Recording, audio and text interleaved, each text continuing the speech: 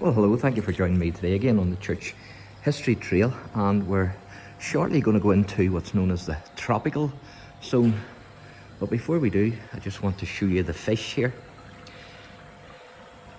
There's some there in the middle, as you can see, swimming about. Oh, there's one jumping over there.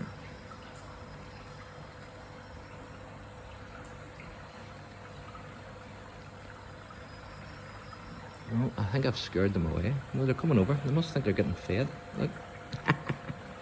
They've all come over to me. They see me. They must think they're getting fed, like. So that's the fish. And we're just going to head in here now to what's known as the tropical zone. And this is a fantastic place, I have to say. Absolutely brilliant. And the heat is brilliant. It's like the heat you feel whenever you get off the plane in Spain. That's just the only way to describe it. Whenever you get off the plane onto the tarmac and you feel the heat when you've just landed in Spain, it's fantastic. And so today what I'm going to try and do is to answer the question of what caused the Ice Age. And of course I'm taking it from a biblical perspective and also interpreting the scientific evidence. But I'm going to read this here out to you first. It says, temperature and relative humidity. Though much of the tropical zone is near the equator, it does not suffer extreme temperatures. High levels of water evaporation mean that temperatures remain relatively constant in the areas where the plants have originated. Typically a maximum of 35 Celsius, a minimum of 22 Celsius, even at night.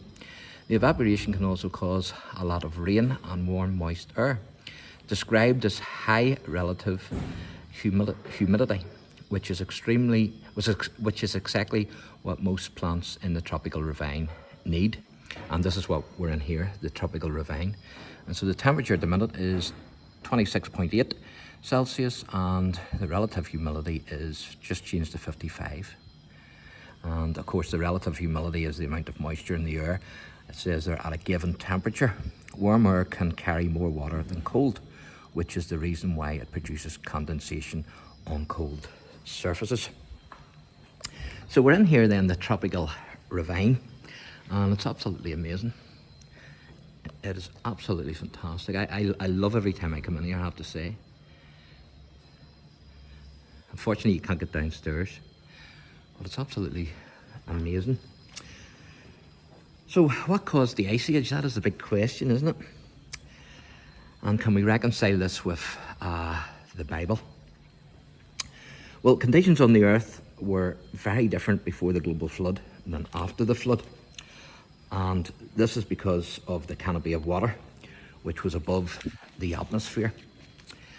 And in Genesis chapter 1, verse 7, it talks about the water which is under the firmament and the water which is above the firmament being the sky. And so there was water beneath, and there was also water above the sky in the pre-flood world. Here's what Dwayne Gish, PhD, says. What caused the Ice Age? Before the flood, the oceans were much warmer, and when the foundations of the deep burst forth to flood the earth, the water that spewed forth was probably very warm. Warm water evaporates more quickly. The water vapour in the air formed a greenhouse canopy to keep the temperatures even, but when that was gone, after the flood, the barren lands in the northern latitudes became colder than before. And he goes on and says, the difference in the warm ocean and the cold land cause intense storm patterns, and especially lots of snowfall. And then he goes on and he says that volcanic eruptions caused hot debris to shield the earth from the sun's warming radiation. This also kept much of the snow from melting in the summertime. So fantastic place, I think you will agree. And the vegetation is absolutely brilliant. It's breathtaking. as you can see.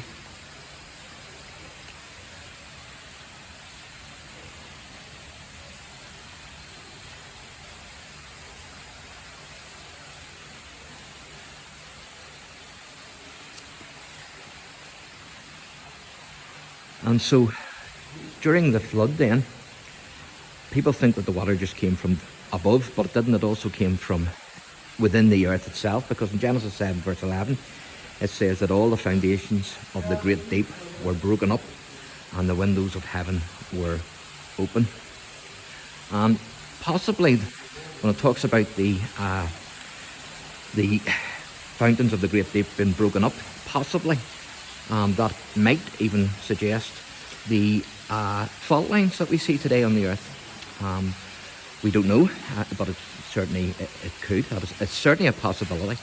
Put it like that there, because the earth is basically like a cricket ball. If you ever see the stitching on a cricket ball, and certainly the earth has a lot of fault lines, hasn't it? And that's beautiful there. The waterfall, isn't it? Absolutely amazing. So if you live near Botanic, or if you're visiting Belfast, make sure you drop in to the tropical RAVINE, which is in Botanic Gardens.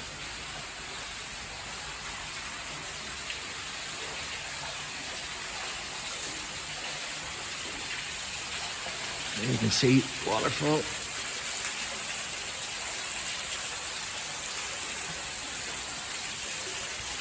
Beautiful.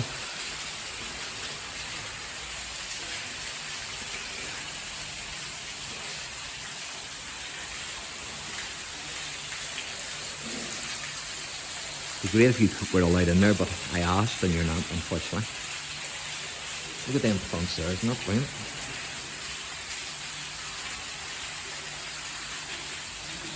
A lot of ferns in here, as you can see.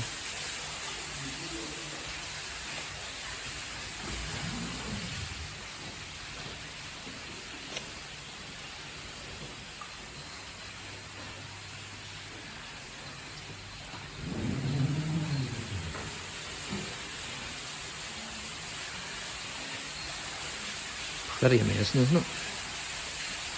And this wee board here, this is actually of, if you remember, I've done a video of this man's house. So I did. And it's Sir Robert Hart. And he lived at Ravornat House, if you remember. I've done a video of Ravornat House, so make sure if you're interested in Sir Robert Hart that you check that out. He became very big in China, in the Chinese customs. Fantastic.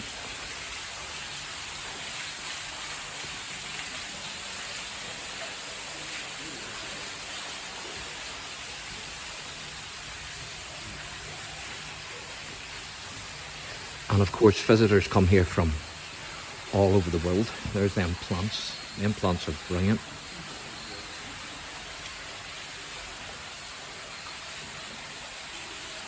And I want to show you this wee house here. This is John Templeton's discovery, it says. The Rusa hibernica, which is this plant here, is extinct in the wild but grows on the Botanic Gardens. But I also want to show you the wee house. And it says there, Cranmore House. And if you remember, I've done a video of Cranmore House. And that was the home of John Templeton. And the site of his important garden and plant collection. And it is about a mile and a half from the Botanic Gardens. And if you remember, I'd done a wee video there, because believe it or believe it not, but during the 17th century, King William III, on his way to the Boyne, took refuge under the trees in the garden because of the rain, and he was invited into the house.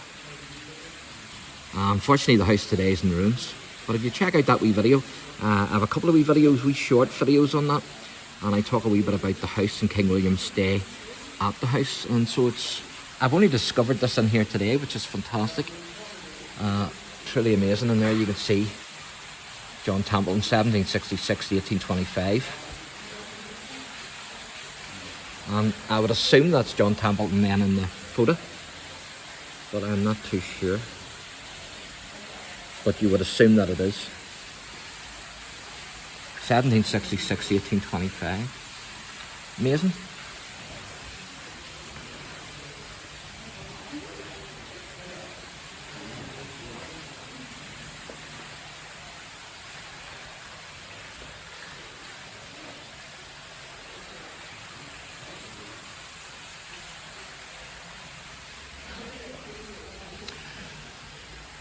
So basically what caused the Ice Age?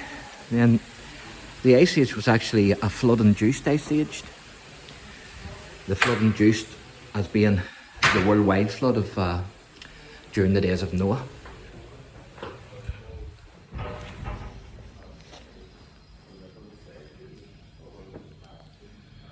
Pretty amazing, isn't it?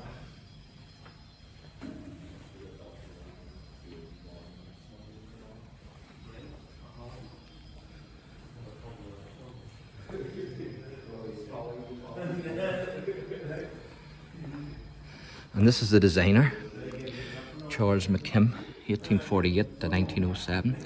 He's the designer of this this place, this tropical ravine. And there's a blue plaque outside the door commemorating him. That's him there. So there you are. So I'll give you another review here, and then we'll wrap this video up.